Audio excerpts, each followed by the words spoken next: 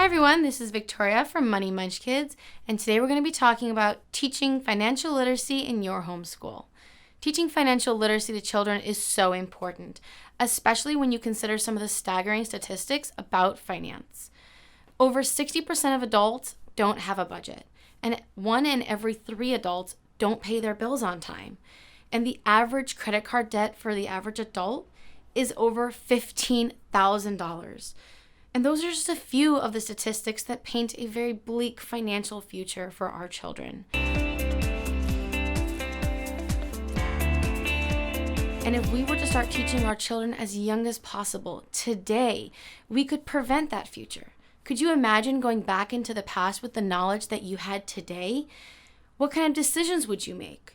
Maybe you would buy a different kind of car. Maybe you would try to negotiate more on the interest rates for that mortgage you took for your house. Maybe you would just save more or make different sorts of financial decisions. Either way, we can't go back in the past, but we can prevent our children from making those same kinds of financial decisions and maybe teach them to make even better ones. Now, how young should we start teaching our children about financial education? And is it really effective? If your children are already asking you about buying the things or how much money is worth or where do you get money from, then you should absolutely start teaching them about money and financial literacy. Usually, statistically, children can learn financial habits as young as about 4 or 5 years old. So that's absolutely when we should start teaching our children about how much money is worth, about financial literacy and all aspects about where money comes from, how we make it, and how it is involved in everyday aspects of our lives. But is it really effective to start teaching children as young as 4 or 5 years old? The short answer is yes. In fact, there's a really great study done by Anna Maria Lusardi called The Importance of Financial Literacy.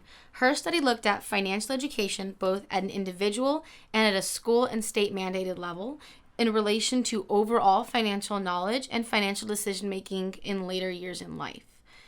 Her study found that individuals who were born in states that mandated financial education were more likely to display higher financial knowledge later in life.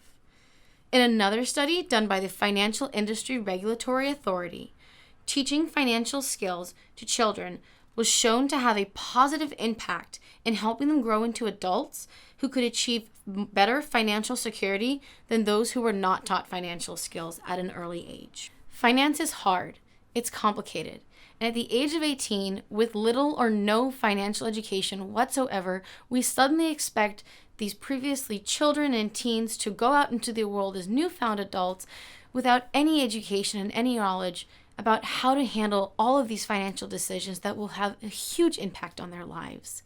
We need to start teaching them as early as possible so that when they come to these complex topics, they will have some foundation and the knowledge and critical thinking skills to be able to approach these problems and be able to find solutions to them. We're going to talk about how you can do that now.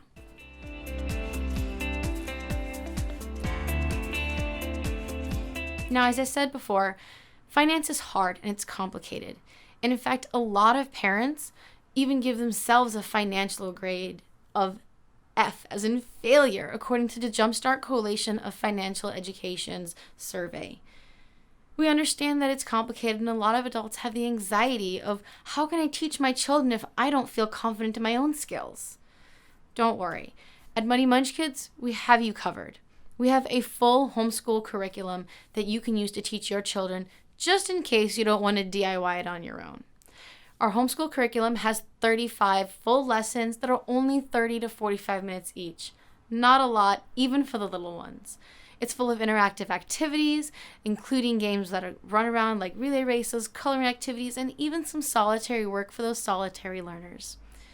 Our curriculum was created with national and international teachers, so it's been peer-reviewed by teachers who know how children learn, how children think. We use all 7 learning styles, and we cover everything from coin identification to how children can earn money versus how adults earn money, banks, how they work, income, expenses, profit, and even topics like businesses, taxes, international money, credit cards versus debit cards, the whole gambit. So you don't have to always worry about DIYing everything.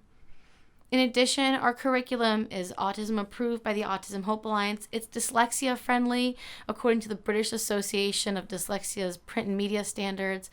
And it's super fun to use, bright and colorful. And our instructor's guide works with all the grade levels from K through 3+. So if you have multiple children, you can teach it as a whole group activity and make it lots of fun. You can find that material on our website at www.moneymunchkids.com. And of course, don't forget, we also have a free resource directory on our site as well, in case you're just looking for some information for yourself as well.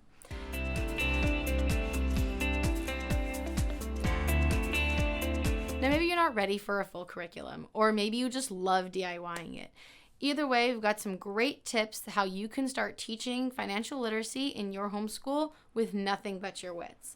And the first, and in my opinion, the most important thing that you can start doing to teaching financial literacy in your homeschool is to just start the conversation.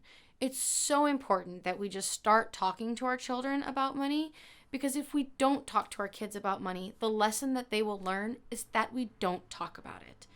Talking to our kids about money, I know, can seem scary and tough, and it seems like it's such a big concept, and it might be difficult to explain, but we need to start that conversation because, like I said, if we don't talk to our kids about money, the lesson that they will learn is that we don't talk about it. And I know that some of these concepts are really complicated, and kids love to ask questions, and you might not have all the answers, and it seems difficult as an adult, as a parent, to not have the answers for your children. But I would always highly encourage you to, if you don't know the answer, it's fine. It's totally okay. In fact, it's better than fine. It is so great as an adult, as an authority figure, and as a parent to turn around to your children and just say, I don't know. Because what it shows your children is that it's okay to not know the answer. And it's most importantly, it's okay that as an adult, as an authority figure, and as a parent, for you not to know the answer. Because that shows them that someone who is supposed to know all of the answers doesn't always know all the answers. And that most importantly, it's more important that you can at any point in time go looking for the answer. And that is where it really gets fun and interesting and really important. Tell your children that you don't know the answer, or even if you just don't know how to explain it in a way that might be suitable for them. Go find that way together. Go find the answer together. Now you've shown your children it's okay to not know the answer. And more importantly, it's okay to at any point in their life, whether they're a child, a teenager, an adult, at any point in their life, whether they're 2, 12, 20, or going on 200, hopefully in the future, that they can go looking for any answer they need. And to go make it fun, go looking for it. Go to the local library, go on the internet. There are tons of really great videos online, and we have a lot listed on our website. And also there are a lot of really great books and videos at your local library. We have a few listed on our website as well, again in that financial resource directory, that you can go and find out information about a variety of financial topics for your kids. Take them to your local bank or credit union and ask a teller or a staff member that works there. They would love to talk to your children. And go find that answer together. And now you've turned something that seems so complicated and so mysterious and so complex and a little bit scary into something that's a great learning opportunity, an opportunity to bond with your child, and an opportunity to show them that they can always, at any point in time, go looking for the answer, and that it's never bad to not know and to just say, I don't know, especially when it's something so complex and so important as finance and money, because this will have an impact on every aspect of their lives, and they need to be able to go find the answer.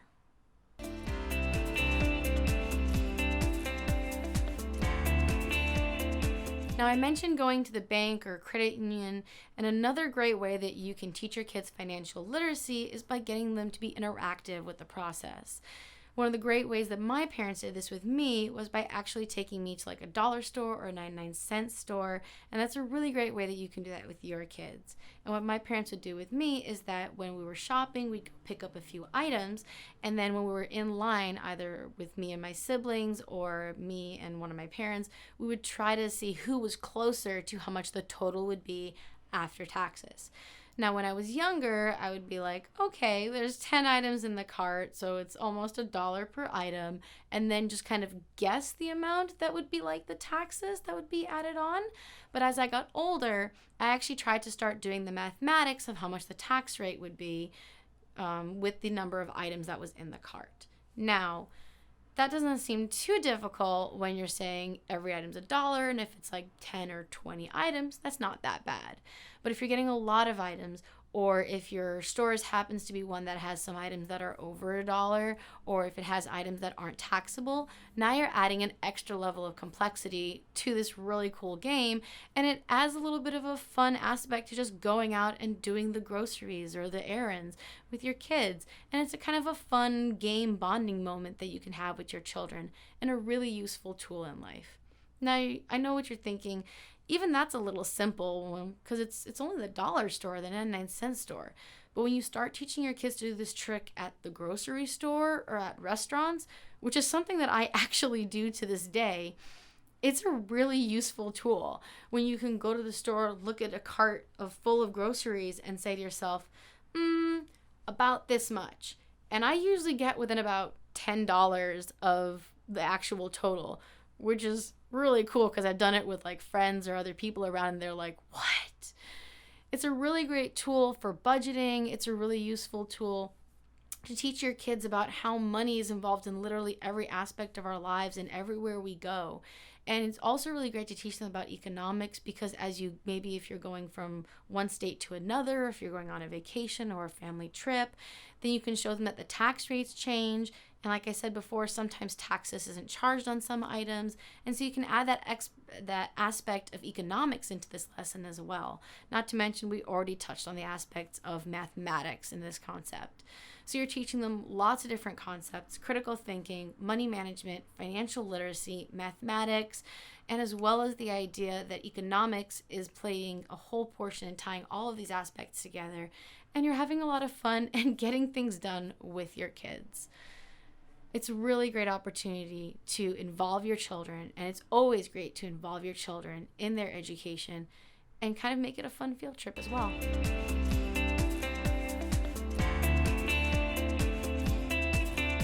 Now, the next thing that you can do to teach financial literacy in your homeschool, if you haven't already done it, is to open up a checking account or a savings account or both with your kids. Now, depending on what financial institution, bank, or credit union you use, there may be some limitations on what kind of account that you can open depending on your child's age. But even if your child isn't old enough to have an account under their name, you can still open an account for them to use and for you to teach them about banking and financial money management under your name, and just use it for them until they're old enough to have an account of their own under their name, and then you can just transfer the money later. Now, what's really important about this is not to just open an account for them, for you to put money in yourself, or if you already have an account that you're putting some money aside for them for the future. It's not just you to go put the money in yourself for them for later. What's important about this process is for you to involve your children in it. Again, get them out and interacting with money and finance themselves as part of the process. So if you haven't already opened an account for them, take them with you to your financial institution, to your bank, to your credit union, and start an account with them. Let them see the process. If you have to fill out common information that they may know, like their name, their address, the phone number, information that you should already be going over with your kids, let them fill out that aspect of the application. And then keep the other information that may be more complicated for you to fill out. But let them be part of that process. And then go over things with them like a debit card and the difference between a checking account versus a savings account, bank books, and how to use a bank book to keep track of their money, because that's a really good way for children to practice writing as well as mathematics. and also to be involved in keeping track in the idea of keeping track of their money. And again, you want them to have ownership of this and to them to keep track of their money and to be knowledgeable and know that money is used every day and to not just have it be something that you're doing for them, because we really want to encourage that interaction and that knowledge that they are going to be needing to do this themselves one day. And if you already have an account ready for the kids that you've been putting money in, that's great, and that's awesome that you've done that and you're already off to a really good start. But maybe try to get the application for the whole process and just play pretend with your kids and show them what kind of process that was that you had to go through for them.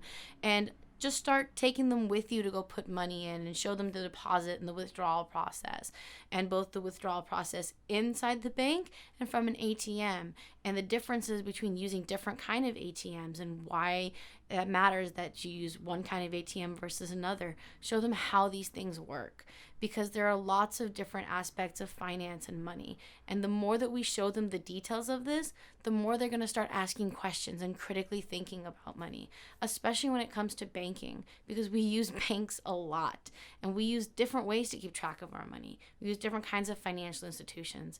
And making sure that our children keep track of their money is a great way to make sure that they're going to stay on budget, and hopefully they'll save a lot for the future too. Another way that you can prepare for the future is by preparing for an emergency. This is a really important part of financial planning and financial literacy, because we want to prepare our children ultimately for the future. And that's ultimately what financial literacy is doing for your children. Now, the first thing that you can do, if you haven't done so already, is to start teaching your kids what to do in the case of a basic emergency. If there's a fire or an earthquake, or just in the case of a medical emergency where they need to know how to dial 911 and what information they need to know to give to the police or an emergency responder. So like things like, where is your family going to meet up in the case of an emergency like a fire, things like stop, drop, and roll, how to get out of the house, those kinds of evacuation plans, how to dial 911. There's unfortunately lots of videos online about children who have dialed 911 and actually saved their parents' lives, which is adorable but also terrifying. And we want to know that in that kind of emergency, our children have the knowledge and the ability to do that and to be able to be prepared to handle those kinds of situations. And ultimately, those kinds of situations, when you're prepared, can not only save stress, time, and money. Now, another way that you can teach your children about emergencies and financial emergencies to be prepared for them is to create a financial emergency fund. Unfortunately, a lot of things happen in life, and sometimes whether it's unemployment or whether it's a tire getting blown or maybe someone gets sick and they need to stay home from work, there are a lot of times where a regular emergency turns into a financial emergency, and you just need to have a little bit of a cushion there to make sure that you're financially prepared to handle these kinds of situations. Statistically, most Americans have less than $500 in a savings account. That's not a lot of money if you think about what kind of emergency could easily deplete that. They say it's best to have at least 3 to 6 months of expenses saved aside in case of an emergency. Now, I know that's a lot of money, but if you have even a little bit of money saved aside in case of a financial emergency, you're doing better than a lot of people. And if you have more than $500, then you're doing awesome. And just keep going at it. And most importantly, talk to your kids about putting a little bit of money aside for that kind of financial emergency. Just talking to your children about goal planning and budgeting will already set them on the right track to prepare for those kinds of things. And as a parent, you'll be able to know that you've helped set your children up with the right financial habits to be able to handle any type of situation, even a stressful emergency, which ultimately will make sure that they're safe and financially secure for anything that life throws at them. Now, a great way to talk to your children about a financial emergency and how to prepare for any type of emergency, and this is both kind of fun and a little scary, is to think of it like, what would you do in a zombie apocalypse? What kind of supplies would you need? What kind of situation would you possibly get into? Where would you meet up in case you need to meet your family or friends that you know is safe? How much pocket money would you need? What would you need to get around? So if you had a car, you need gas, how much money would you want to set aside for that? Those are the kinds of things like you should think about. Any sort of survival situation. And that should help set you up to be ready for any sort of financial emergency or emergency preparedness situation. There's also tons of really good camps and lots of resources for emergency preparedness online.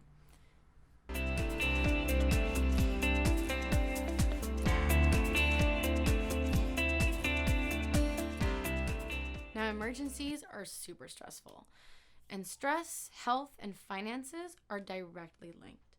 So the last thing that I'm going to talk to you about is how you can prepare your children financially how to deal with stress, which is the topic of self-care. Self-care is super. Now, emergencies are super stressful, and stress, health, and finances are directly linked. So the last thing that I'm going to talk to you about is how you can prepare your children financially how to deal with stress, which is the topic of self-care. Self-care is super important because it's a well-known fact that stress is a common contributor to illness, and taking care of illness costs a lot of money. In fact, it's a contributor to a lot of illnesses, from everything from obesity to fibromyalgia, chronic pain, migraines, back pain. It has a lot of impact. Stress can cause a lot of trouble and a lot of financial trouble if you're not learning to take care of yourself. And we definitely want to make sure that our children are taking care of themselves, both physically and financially. So we want to make sure to teach our children to make sure to put a little bit of money aside to relax and have some R&R time. And also to take care of their bodies by making good decisions, going over topics like needs and wants, opportunity cost, making good decisions on what to put inside their bodies. That includes topics like making choices between healthy foods and, of course, what that costs, right? You're already going to the grocery store like we talked about before. So weigh up those choices, and not just the choices financially, but the long-term choices. Remember, we're thinking about critical thinking and long-term planning. So we're making sure to tie all these subjects in together into the topic of finance. We also want to make sure to teach our children to take time to take care of their bodies. Maybe they can't afford a gym membership, but a walk outside costs nothing, right? And take that time to maybe spend some time with their friends. That's a great way to encourage them to have good relationships and good health and healthy habits, which will ultimately save them time and stress in the future, which will ultimately save them money. And we want to make sure to show them that money impacts every aspect of their lives, or is impacted by lots of aspects of their lives. We want to make sure to help them plan for the future, because planning now will help them save money in the future. And we want to prepare our children for their happiness in their future and their financial future. And that's ultimately what we're trying to do here. Teach them critical thinking, mathematics, planning, budgeting, emergency preparedness, and self-care, so that all of these aspects together will show them how money works in the overall aspects of their lives, in the economy, and have a better financial future for it. My name is Victoria. I'm from Money Munchkids. Thank you so much for joining me. Please feel free to input any questions you have below, and make sure to check out our website, moneymunchkids.com. There's lots of free resources, and we'll be happy to see you on our website, our Facebook page. That's moneymunchkids.com. Bye.